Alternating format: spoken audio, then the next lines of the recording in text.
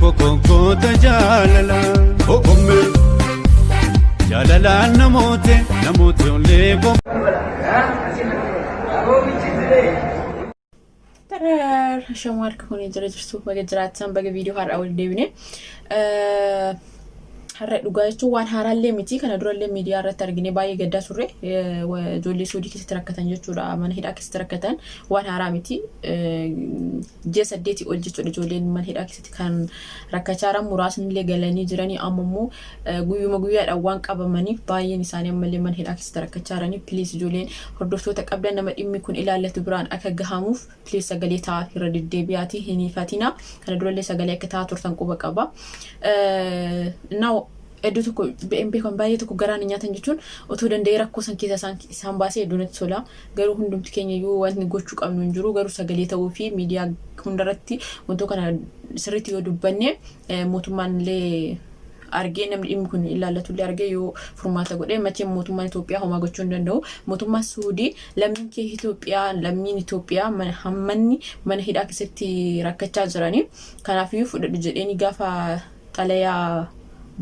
barreessee erguuf mootummaan Itoophiyaa hin barbaaduuf fudhadhu jedhee deebisee እና mootummaan Itoophiyaa kaameraa duratti nama garaa laafu fakkaata nama baay'ee gaarii fakkaata nama rakkataa gargaaru fakkaata kaameraa duratti waan gaarii godha garuu lafatti waliin madaalu jechuudha mootummaa an beeku bicha lammii isaa akka fudhanne xalayaa gaaf barraa'uuf hin barbaadu jedhee ka deebisee jechuudha mootummaa Itoophiyaa kan jedhan sun jechuudha.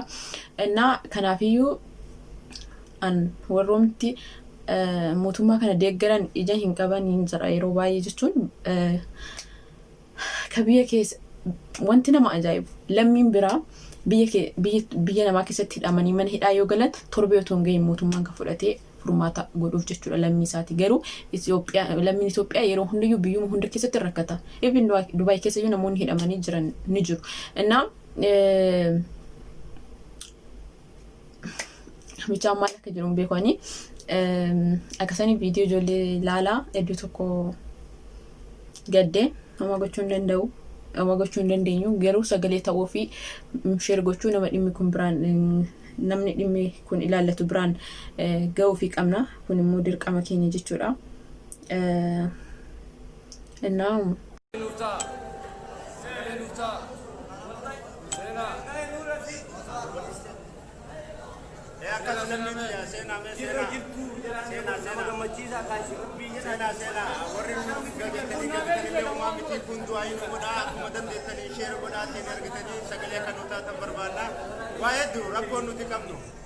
Gama dhukkubbiirraallee yookaan namoota tokko darbee dhukkubni qaamaallee ni jira kan gogaa irraan nama yayyaa'u kanas walumaa galatti mana yaalaanis namni argatu. Dhugaa rabbi baay'ee garaa nama nyaata baay'ee jechuudha. Garaa yaasaattis ni jira. Nyaata malee uffata oo'an beektan biyya arabaa oo'a isaan beektan. Mana yaalaa nu geessu jiru. Lammii teenya jirma qabnaati sagalee akka nu taatan barbaanna. Mee sheer godhaa namni hedduun jiru laan gammaatitti nama muraasa qofa. Sheer godhaa. እና ከብራሌ ጅራ ቪዲዮን ብራክ ነው እንለችው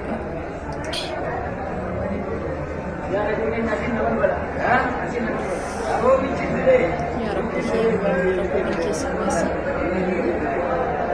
ያ ወረብ ቢዮርዶ ያ ወረብ ጃሊያ ረኪና ነው በለኒዶ ዱና ወሌዱራያ ወሮሙዲያ ወልማሌ Malgabna, Malib Jaketo, Malibagale, Rukato, Yalane, Yampagane, Ogilegane, Yale, Unamuki, Upati, Kampamudane, Sinu Loide, Akita Kitoide Lume, Roti Rugada, Kina Barana Bene, Rutena Barana Bene,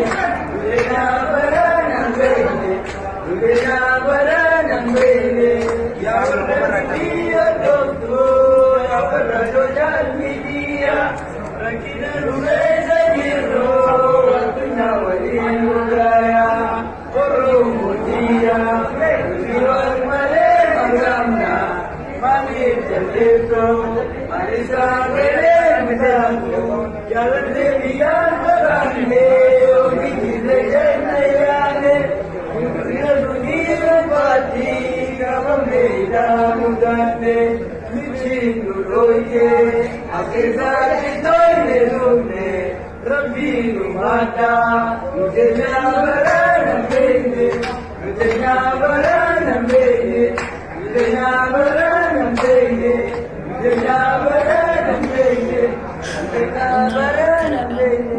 Garaa nama nyaataa jechuun baay'ee jechuudha.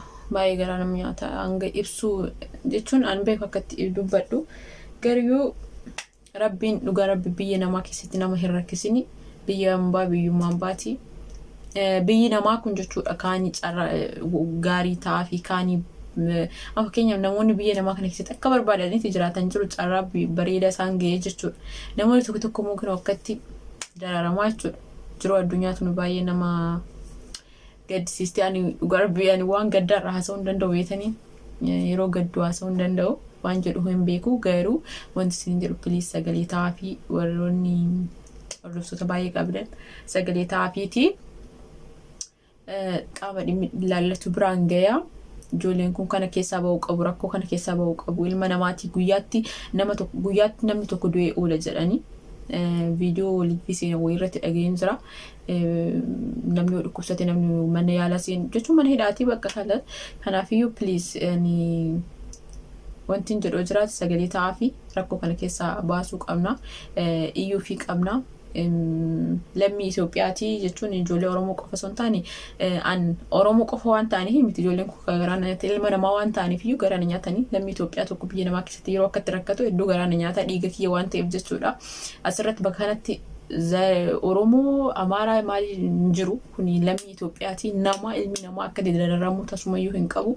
Kana keessaa ba'uu qaba sagalee ta'uu fi qabna warroonni dhageettii qabda warroonni hordoftoota qabdan piliis sagalee ta'aa fi ammas kana durallee sagalee ta'aa turtanii irraa dubbachaa turtanii naaf gala. Garuu ammas irra deebi'aa dubbadha hanga dhumaatti hanga rakkoo kana keessaa ba'anitti jechuudha. Ijoolleen mana hidhaa garaagaraa keessatti jechuun Suudii keessatti baay'eedha jechuudha kan wanna ijaaranii mana hidhaa garaagaraa keessatti jiranii gara nama akkuma meeqaati baay'eedha jechuun guyyaa guyyaadhaan qabamaa oolan waan ta'eef jechuudha.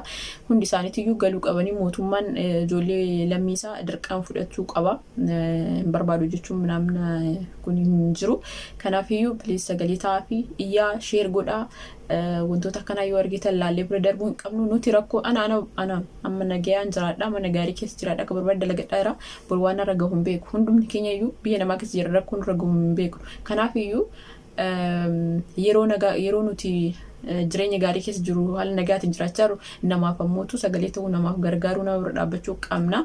Nus bor yoo nama gargaarre rakkoo yoo nurra gahe Rabbiin isaatti nama gargaarti sallaalee nu gargaara waan ta'eef namni illee si gargaara waan ta'eef kanaafiyyuu piliis sagalee ta'aa fi wal bira dhaabbadhaa sheer godhaa. Ijoolleen kun kana keessaa ba'uu qabanii hanga yoom akkatti jiraata ji'a 8 bara turee bara wanti kun eegalame. Nah hedduu tokko garaa nama nyaataa ani kana caalaa waan jedhu hin beeku waan gaddaarra haasa'uu hin danda'u waan ta'eef amma viidiyoo biraatti walitti deebinuutti naganaa tura. TikTok irratti illee hojjedhee ture viidiyoo tokko duuban godha. Dhugaa kaleessa argee kaleessa mimmaa fixadhe irra hin boonne wanneen irra hin boonne kaleessa argee mimmaa fixadhe waan ta'eef hedduu tokko garaa nyaatanii TikTok irratti immoo TikTok araboonni minaaminni waan hojjetaniif achirratti ijoolleen Itoophiyaa Oromoo osoo hin taane ijoolleen Itoophiyaa akka jiranii sagalee ta'aa jiranii akka namoonni hundi arganiif jechuu akka araboonni illee wajjin fayyadamu waan ta'eef TikTokiin akka Facebook akka YouTube miti. YouTube tokko namni yoo subscribe si godhe qofa arganii YouTube namaa jechuudha. Facebook irratti illee namoota hiriyaa walii ta'ee fi nama follow wal godhetu arga. TikTok irratti immoo namni otoo follow waliin godhin iyyuu viidiyoon nama bira viidiyoon hin mul'ata jechuudha. Argitan viidiyoo arabaa illee viidiyoo keessa namni arabaa arguu danda'a maal abboomte wal arguu danda'a. Kanaaf achirratti sagalee achirratti namoonni arabaa arganii warri Suudii sun arganii yoo sagalee ta'aniif jennee namoonni baay'een achirratti TikTok irratti dubbachaa jiranii. YouTube irratti illee dubbadhaa sagalee iyyaayya dabarsaa. Miidiyaan wantoota kanaaf bareeda siniin jedhaati. Rabbiin kana keessa sana baasu du'aa godhaa fi dhugaa hedduu nama dhukkubsaa namni waan nyaatu dhabee waan biraa dhiisatti ammana kana keessatti otoo hojjedhu yoo sa'aatii tokkoof madaamii wannaa cufte jechuudha. AC jedhama afaan arabiffaatiin. Mukeyyeef jettanii arabiffaa asitti AC jenna. inni yoo cufamu an daqiiqaa tokko dhaabbachuu hin danda'u oo'aaf jechuudha. Isaan gariyyuu ji'a meeqa guutuu akkatti oo'a keessa uffanni jiru nyaanni jiru akkatti jiraatanii innaa bakka isaanii bu'aate of ilaalaa baay'ee ulfaata. Kanaafiyyuu waaqayyo isaan achi keessaa isaan haa baasuuti piliis sagalee taa'aa waaqayyo kadhadhaa fi piliis hedduu garaana nyaatan dhugaa rabbi. Egaa naaf tura aga viidiyoo biraa walitti deebinuuti.